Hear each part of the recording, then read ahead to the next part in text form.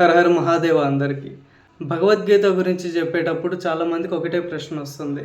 దేవుడిచ్చే జ్ఞానం ఒక దేవాలయంలోనే మొదలవ్వచ్చు కదా, లేకపోతే ఒక ఆశ్రమంలోనే మొదలవ్వచ్చు కదా, మరి యుద్ధ భూమిలోనే ఎందుకు మొదలవుతుంది అని.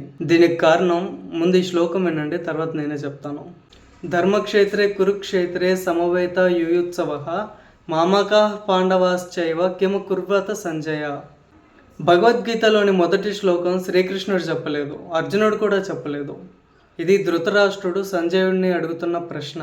ధర్మభూమి అయినటువంటి కురుక్షేత్రంలో యుద్ధకాంక్షతో వచ్చినటువంటి నా కుమారులు ఇంకా పాండవులు ఏమి చేస్తున్నారు అని.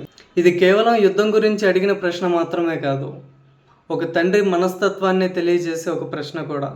ఇక్కడే ధృతరాష్ట్రుని మనస్తత్వం కూడా మనందరం కొంతవరకు అర్థం చేసుకునే ఒక అవకాశం కూడా ఉంటుంది. ఇక్కడ గమనించండి, ధృతరాష్ట్రుడు మన పిల్లలు అనలేదు, నా పిల్లలు ఇంకా పాండవులు అన్నాడు.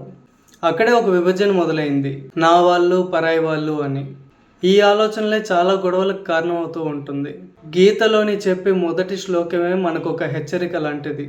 విభజన అనేది ముందు మనసులోనే పుడుతుంది, తర్వాత అది బయటకు కనిపిస్తుంది. ఇంకో విషయం, ఇందాక మిమ్మల్ని ఒక ప్రశ్న అడిగాను కదా, గీత యుద్ధ భూమిలోనే ఎందుకు పుట్టింది అని. ఎందుకు అంటే జీవితం కూడా ఒక యుద్ధమే, బయట వాళ్ళతో కాదు, మన వాళ్ళతోనే, మనతో, మన ఆశయంతో, మన భయాలతో, మన కోపంతో, మన సందేహాలతో.